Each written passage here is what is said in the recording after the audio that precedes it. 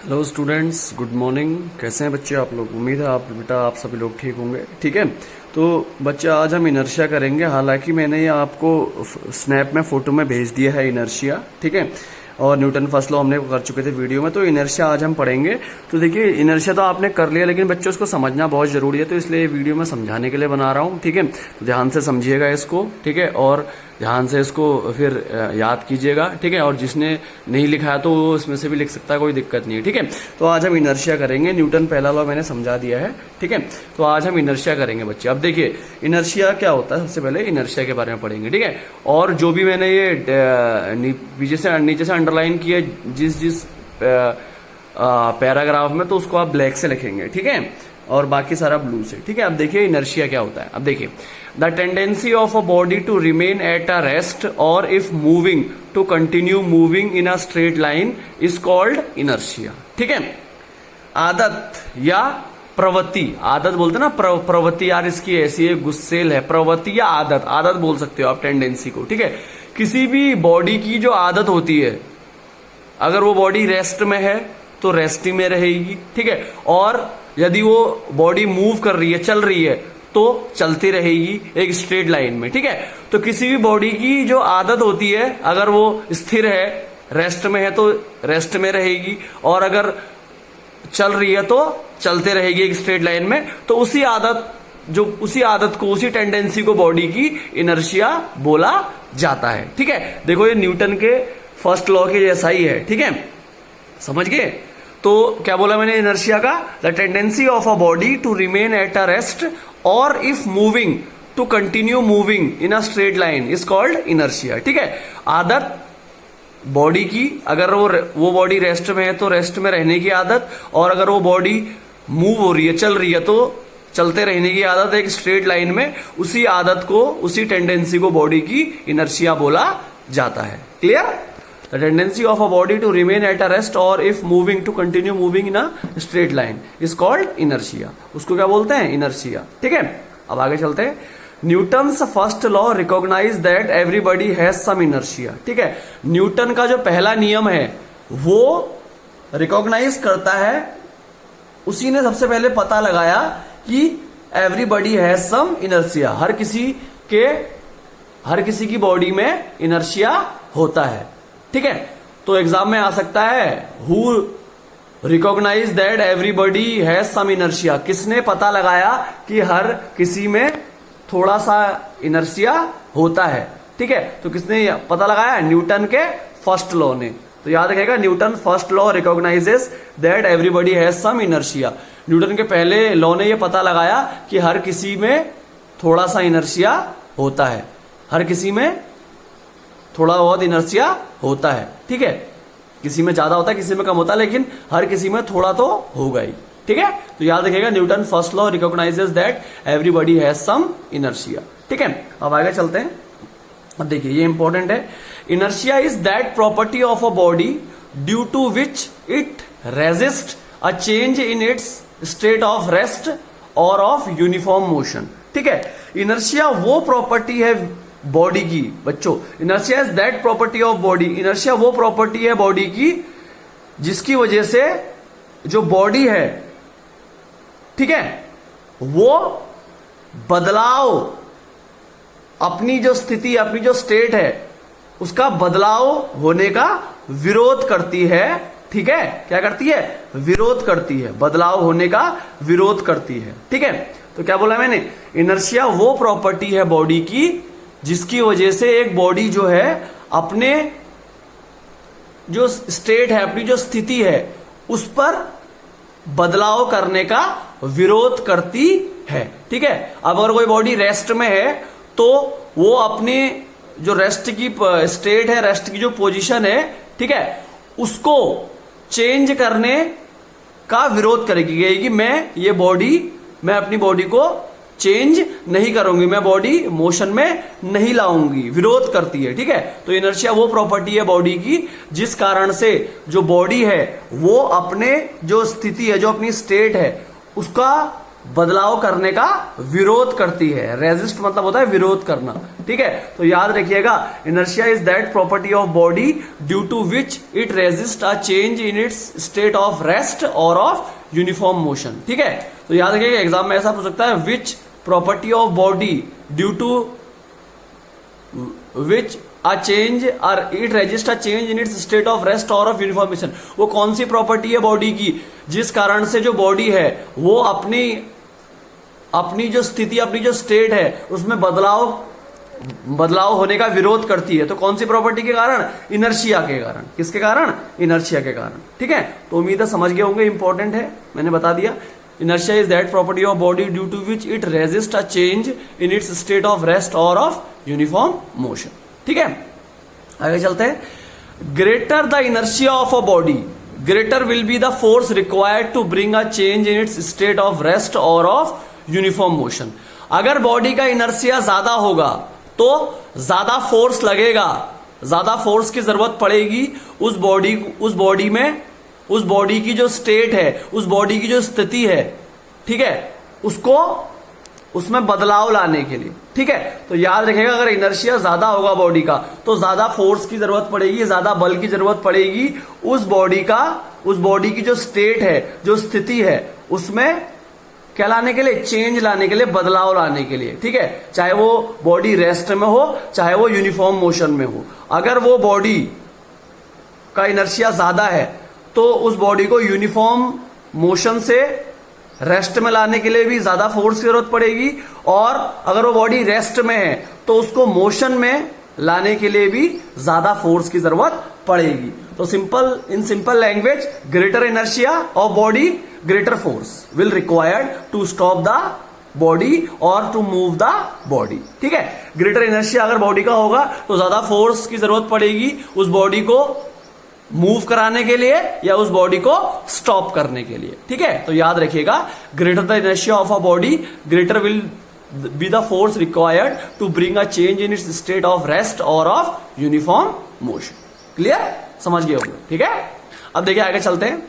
तो मैंने बोला greater inertia of body, greater force required, बोला था ज्यादा बॉडी का इनर्शिया तो ज्यादा फोर्स की जरूरत पड़ेगी। तो in fact mass is a measure of the inertia of a body, ठीक है। जो मास होता है वो क्या होता है? माप होता है। क्या होता है? माप होता है। जो हमारी बॉडी का इनर्शिया है उसका माप होता है। क्या होता है? उसका माप, ठीक है। माप जानते हो ना, जैसे आप टेलर के पास कपड़ा सिना लेने जाते हो तो टेलर आपका माप लेता ना, आपकी बॉडी का लेता ना माप, ठीक है। तो मास क्या होता है? Major of inertia of a body, ठीक है। जो इनर्शिया ऑफ द बॉडी है उसका माप कहलाता है मास, ठीक है। क्या कहलाता है?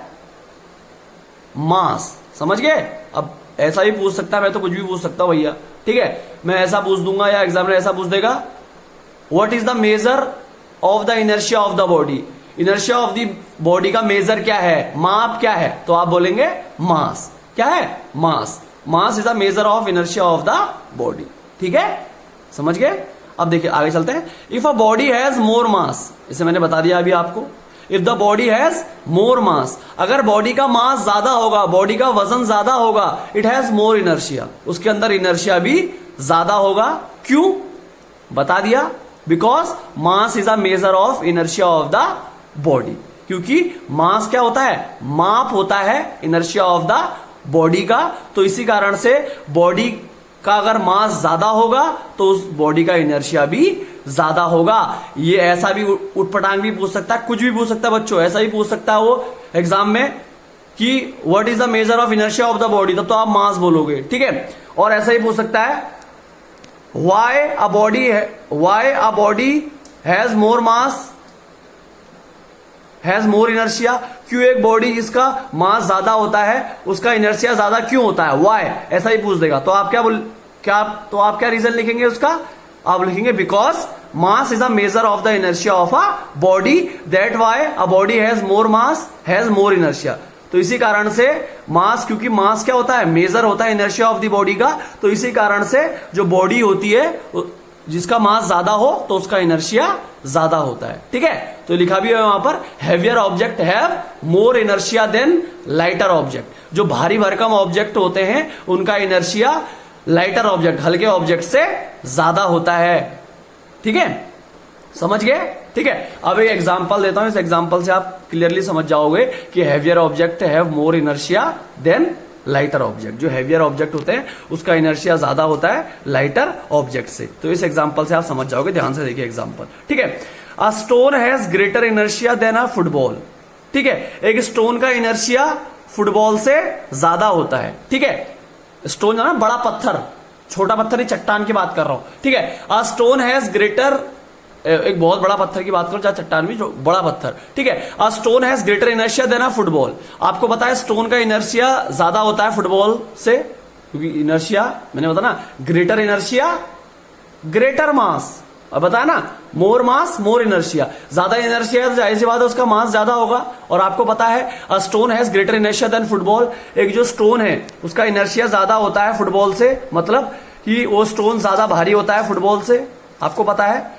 अब देखिए, if we kick off stone, अगर हम एक पत्थर को लात मारते हैं, ठीक है, इट विल नॉट मूव, वो मूव नहीं होगा। पत्थर को लात मारोगे तो वो मूव नहीं होगा। क्यों नहीं होगा? Because of it's high inertia, क्योंकि उसका इनर्शिया ज्यादा है, तो वो क्या होगा? मूव नहीं होगा। बट लेकिन if we kick off football, लेकिन हमने अगर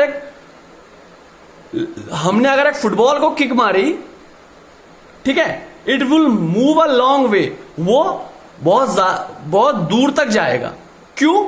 क्योंकि इट हैज लेस इनर्शिया, क्योंकि फुटबॉल का इनर्शिया कम होता है। ठीक है, तो समझ गए ना इस एग्जांपल से कि हेवियर ऑब्जेक्ट है more inertia than lighter object. Heavier object कौन था? स्टोन। और लाइटर कौन था? फुटबॉल। ठीक है, अब फुटबॉल को हम ज्यादा दूर तक मार पाए, क्यों? क्योंकि उसका इनर्शिया क्या है? कम है। और हम स्टोन को नहीं हिला पाए, क्यों? क्योंकि उसका इनर्शिया कम है। ठीक है, तो इसीलिए दस a stone resist a change in its state better then football. तो इसीलिए एक पत्थर जो है वो क्या करता है? अपनी जो स्थिति है, अपनी जो उसकी जो स्टेट है, उसको चेंज होने का विरोध करता है अच्छी तरीके से। किसके कंपैरिजन? एक फुटबॉल के कंपैरिजन। क्यों कर पाता है? क्योंकि उस स्टोन का इनर्शिया ज्यादा है। और इनर्शिया की मैंने डेफिनेशन यही बताई थी आपको कि इनर्शिया वो प्रॉपर्टी होती है बॉडी की जिस कारण से जो बॉडी है वो अपनी स्थिति बदलने का विरोध करती है। तो यहां पर भी स्टोन का इनर्शिया ज्यादा है, तो वो स्टोन क्या करेगा? अपनी जो स्थिति है उसको बदलने का विरोध अच्छा करेगा। किसके कंपैरिजन? फुटबॉल के कंपैरिजन अच्छा है, तो फुटबॉल का इनर्शिया कम है, तो वो उतना अच्छा विरोध अपनी बॉडी को स्टेट चेंज करने का नहीं कर पाएगा स्टोन के कंपैरिजन। ठीक है, तो इसीलिए जो स्टोन है उसका इनर्शिया ज्यादा होता है, इसीलिए stone has more inertia than a football. तो इसीलिए जो स्टोन का इनर्शिया है वो ज्यादा होता है बेटा फुटबॉल से। और मैं यहां पर मैंने प्रूफ कर दिया कि हेवियर ऑब्जेक्ट का इनर्शिया ज्यादा होता है लाइटर ऑब्जेक्ट से। क्यों होता है? ये भी आ सकता है कि heavier object have more inertia than lighter object. तो आप चाहे तो उसको लिख लेना रफ कॉपी में, क्यों वाले। ठीक है, तो क्यों बोला था मैंने? वाई हेवियर, जो क्यों वाले सवाल हैं उसको आप नोट्स में लिख लेना। ठीक है, रफ कॉपी में लिख लेना या नोट्स में आगे से लिख लेना ब्लैक पेन से क्वेश्चन बना के। अब एग्जाम्पल मैंने समझा दिया। अब ऐसा भी पूछ सकता है why heavier object have more inertia than lighter object. क्यों एक हेवियर ऑब्जेक्ट का इनर्शिया ज्यादा होता है? किससे? लाइटर ऑब्जेक्ट से। ठीक है, भारी भरकम जो ऑब्जेक्ट होते हैं उनका इनर्शिया ज्यादा होता है। क्यों लाइटर ऑब्जेक्ट से? वाई, तो आप बोलेंगे because because a heavier object resist a change in its state better than a lighter object. क्यों? क्योंकि एक हेवियर ऑब्जेक्ट, जो भारी भरकम ऑब्जेक्ट है, वो अपनी जो स्टेट है, अपनी जो स्थिति है, उसमें बदलाव होने का विरोध ज्यादा अच्छी तरीके से कर सकता है लाइटर ऑब्जेक्ट से, हल्के ऑब्जेक्ट से। तो इसी कारण से that is why heavier object have more inertia than lighter object. Clear? तो मैंने समझा दिया वाई हैवियर ऑब्जेक्ट है more inertia than lighter object? तो आप बोलेंगे because a lighter object resist a change in its state better than a lighter object. ठीक है, क्यों? क्योंकि एक हैवियर ऑब्जेक्ट क्या कर सकता है? एक हैवियर ऑब्जेक्ट अपनी जो स्टेट है, अपनी जो स्थिति है, उसका विरोध, अपनी जो स्थिति बदलने का विरोध बेटर कर सकता है, अच्छी तरीके से कर सकता है। किसके कंपैरिजन? एक लाइटर ऑब्जेक्ट के कंपैरिजन। तो इसीलिए जो हैवियर ऑब्जेक्ट है उसका इनर्शिया ज्यादा होता है लाइटर ऑब्जेक्ट से। क्लियर? उम्मीद है समझ गए होंगे आप लोग। ठीक है, बस एक टॉपिक और रह गया इनर्शिया का। ठीक है, वो हम कर लेंगे। ठीक है, अब देखिए नेक्स्ट टॉपिक में हम जाते हैं।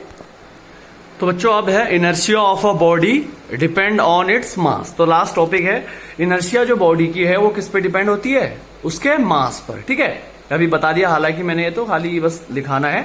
Inertia of a body depend on its mass. जो इनर्शिया है बॉडी का वो किस पे डिपेंड करता है? उस बॉडी के मास पर, वजन पर। ठीक है, अब एग्जांपल से समझाता हूं, ऐसा ही पूछ देगा inertia of a body depend on its mass, explain with example. Explain, समझाओ एग्जांपल से कि inertia of the body mass पे डिपेंड करता है। ठीक है, बहुत ध्यान से समझना है एग्जांपल। एग्जांपल तो कोई भी लिख सकते हो आप। ठीक है, तो इसलिए मैंने सिंपल सा एग्जांपल लिया है। देखिए, if a body has a mass of 1 kg and another body has a mass of 20 kg। अगर दो बॉडी है, एक बॉडी का मास 1 kg है और दूसरी बॉडी का मास कितना है? 20 kg है। ठीक है, then the body having 20 kg mass will have more inertia. क्यों?